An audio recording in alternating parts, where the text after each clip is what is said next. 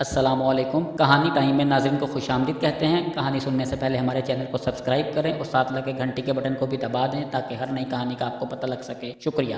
شروع کرتے ہیں آج کی کہانی۔ فرعون کی بیوی ایمان کیسے لائی؟ فرعون مصر کا بادشاہ اور خدائی کا دعویٰ کرنے والا ایک منکر اور سرکش انسان تھا۔ اس کا اصل نام ولید تھا۔ اس کا نام تاریخ کے ان ملعون اور بدبخت لوگوں میں سر فہرست ہے جنہوں نے اللہ سبحانہ و تعالیٰ کی وحدانیت کا انکار کرتے ہوئے اپنے خدا ہونے کا دعویٰ کیا۔ اپنی اطاعت سے انکار کرنے والوں اور اللہ تعالیٰ پر ایمان لانے والوں پر مظالم کے پہاڑ توڑے، ان کا قتل عام کیا اور اللہ تعالیٰ کی ناراضگی اور عذاب کو دعوت دیتے ہوئے رہتی دنیا کے لیے نشان عبرت بن گیا۔ دوستو، آج ہم آپ کو بتائیں گے کہ فرعون کی بیوی یعنی حضرت آسیہ علیہ السلام کے ایمان لانے کا واقعہ کیسے پیش آیا۔ لیکن اس سے پہلے آپ سے گزارش ہے کہ ہمارے اس چینل کو سبسکرائب کر لیں تاکہ ایسی مزید ویڈیوز بھی آپ تک پہنچتی رہیں۔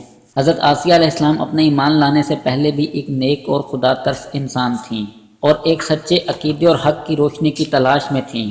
شاید یہ اللہ تعالیٰ کا حکم تھا کہ وہ وقت کے جابر اور سرکش حاکم کی اہلیہ تھیں۔ یہ وہ دور تھا جب حضرت موسیٰ علیہ السلام نے بنی اسرائیل کو کفر اور نافرمانیوں کا راستہ ترک کر کے ایک اللہ کی وحدانیت کا اعتراف کرنے اور اس کی عبادت کرنے کی دعوت و تبلیغ کا سلسلہ شروع کیا۔ جب فرعون کو موسیٰ علیہ السلام کے لوگوں کو ہدایت کا راستہ دکھانے کے معاملے کی خبر ہوئی تو اس نے لوگوں کو ایک بڑے میدان میں جمع کیا اور اپنے چند ماہر اور تجربہ کار ترین جادوگروں کو میدان میں اتارا تاکہ وہ اس کی طاقت کے کچھ ایسے مظاہر لوگوں کو دکھا سکیں جن کے سامنے موسیٰ علیہ السلام بے بس ہو جائیں اور لوگ ان کی تعلیمات کا اثر قبول نہ کریں اور انہیں نعوذ باللہ جھوٹا اور جنونی تصور کریں۔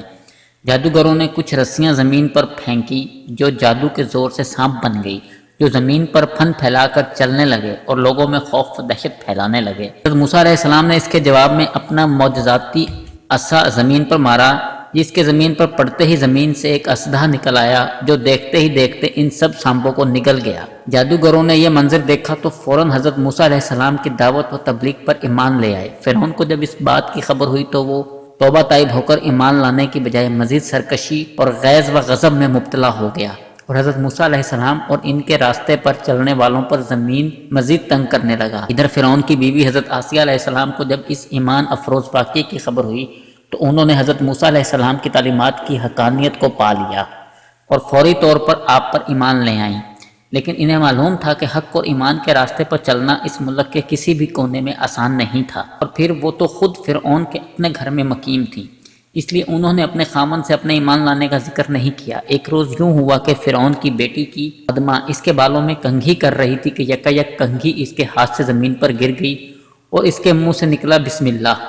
اس پر فرعون کی بیٹی نے خادمہ سے پوچھا، کیا یہ میرا باپ فرعون خدا نہیں ہے؟ خادمہ نے جواب دیا، نہیں، تیرا باپ خدا نہیں ہے، بلکہ خدا تو اللہ سبحانہ و تعالی ہے جو میرا، تیرا، تیرے باپ کا اور سب کا خدا ہے۔ فرعون کی بیٹی نے پھر پوچھا کہ کیا یہ بات میں اپنے باپ کو بتاؤں؟ خادمہ نے جواب دیا، ہاں بتا دے۔ فرعون کو جب اس بات کا پتہ چلا تو اس نے خادمہ کو بلوا بھیجا۔ جب وہ عورت بادشاہ کے سامنے پیش ہوئی تو بادشاہ فرعون نے پوچھا، بتا کیا میں خدا نہیں ہوں؟ اس پر خادمہ نے جواب دیا، نہیں، خدا تو نہیں بلکہ میرا رب اللہ تعالیٰ ہے۔ فرعون نے بار بار یہ سوال دہرایا مگر خادمہ نے ہر بار یہی جواب دیا۔ فرعون ایک بار پھر آگ بگولا ہو گیا اور اس نے اپنے خادموں کو حکم دیا کہ ایک تانبے کا بڑا برتن لے کر آؤ اور اس میں تیل ڈال کر اسے خوب گرم کرو حتیٰ کہ وہ تیل کھولنا شروع کر دے، اور اس عورت کے بیٹوں کو اس کے سامنے ایک ایک کر کے اس تیل میں ڈال دو تاکہ وہ جل کر بھسم ہو جائیں۔ حکم کی تعمیل ہوئی، جلد ہی بڑے برتن میں ڈالا گیا تیل آگ کی تپش کے باعث کھول رہا تھا۔ خادمہ کے بیٹوں کو ایک ایک کر کے کھولتے ہوئے تیل میں ڈالا جانے لگا۔ اس کے بیٹے اس کھولتے ہوئے تیل میں گرتے ہی جل کر راکھ ہو جاتے۔ فرعون کے خادموں نے اس عورت کے سب بیٹوں کو اپنی ماں کی آنکھوں کے سامنے جلا ڈالا۔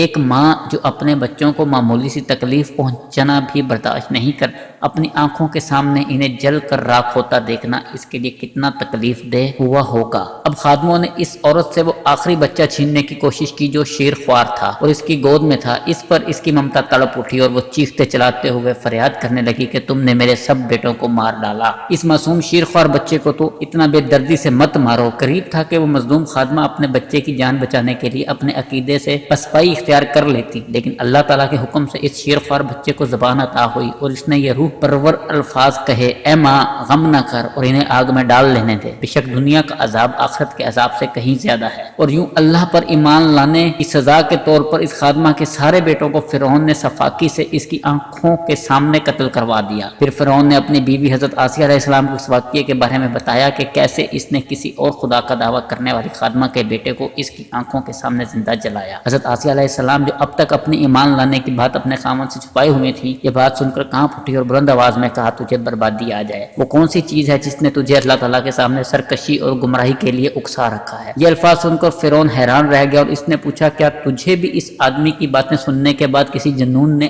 آن گھیرا ہے؟ اس پر حضرت آسیہ علیہ السلام نے جواب دیا، یہ جنون نہیں ہے، وہ آدمی اللہ کا نبی ہے اور اس آدمی کی باتیں برحق ہیں۔ اس ساری کائنات کا مالک اللہ تعالیٰ ہے۔ اپنی بیوی کے ایمان لانے کا انکشاف ہونے کے بعد فرعون پہلے تو انہی لفظی حملوں اور طعن و تشنیع کی اذیت دیتا رہا اور اپنے عقیدے سے باز آ جانے کے لیے دباؤ ڈالتا رہا، اور پھر اس نے حضرت آسیہ علیہ السلام کی والدہ سے کہا کہ وہ اپنی بیٹی کو منع کرے۔ حضرت آسیہ کی والدہ نے بھی علیحدگی میں اپنی بیٹی سے بات کی اور انہیں فرعون کی بات مان لینے کو کہا، لیکن آپ نے حق کا راستہ چھوڑنے سے صاف انکار کر دیا۔ کچھ ہی عرصے بعد فرعون نے اپنی بیوی یعنی حضرت آسیہ علیہ السلام سے کہا کہ تیری بیٹی کو بھی تیری طرح میرے علاوہ کسی اور خدا کا جنون سوار ہو چکا ہے، بہتر ہے تو باز آ جا ورنہ مجھے کچھ تدبیر کرنا ہوگی۔ لیکن اللہ کی یہ نیک بندی اپنے فیصلے میں اٹل رہی اور اپنے عقیدے پر سختی سے کاربند رہی۔ فرعون نے جب حضرت آسیہ علیہ السلام کو سمجھانے میں ناکامی پر انہیں جسمانی اذیت دینا شروع کر دی، یہاں تک کہ ایک مرتبہ حضرت آسیہ علیہ السلام کے ہاتھوں میں کیل گاڑ کر انہیں کھلے آسمان کے نیچے اس طرح لٹکا دیا گیا کہ تپتے ہوئے سورج کی شعاعیں براہ راست ان کے چہرے پر پڑتی تھیں، لیکن ان کا عقیدہ و ایمان غیر متزلزل رہا۔ حضرت آسیہ علیہ السلام نے اللہ تعالیٰ سے دعا کی، اے اللہ مجھے فرعون کے ظلم سے نجات دلا اور مجھے اپنے قریب کوئی گھر عطا کرے اور مجھے بخش دے۔ اپنے ہر حربے میں ناکامی دیکھنے کے بعد فرعون نے اپنے پیروکاروں کو حکم دیا کہ وہ ایک بڑی چٹان کا بندوبست کریں اور آسیہ سے آخری بار پوچھے کیا وہ اپنا عقیدہ چھوڑنے کو تیار ہے۔ اگر وہ ہاں کہہ دے تو وہ اسے عزت کے ساتھ واپس گھر چھوڑ دیں کہ وہ میری بیوی ہے، اگر نہیں تو اس چٹان کے نیچے اس سے کچل ڈالیں۔ ایسا ہی کیا گیا۔ حضرت آسیہ کو ایک بڑی چٹان کے قریب لا کر ان کے خدا کے بارے میں پوچھا گیا۔ حضرت آسیہ علیہ السلام نے نگاہیں اٹھا کر آسمان کی جانب دیکھا، انہیں دور آسمان پر ایک موتی جگمگاتا ہوا دکھائی دیا اور انہیں اطمینان مل گیا۔ انہوں نے ایک مرتبہ پھر اللہ سبحانہ و تعالیٰ کی کبریائی بیان کی اور اللہ تعالیٰ کے حکم سے ان کی روح قبض کر لی گئی اور خادموں نے ایک بے بس جسم پر ہی ایک بھاری بھرکم چٹان گرا دی۔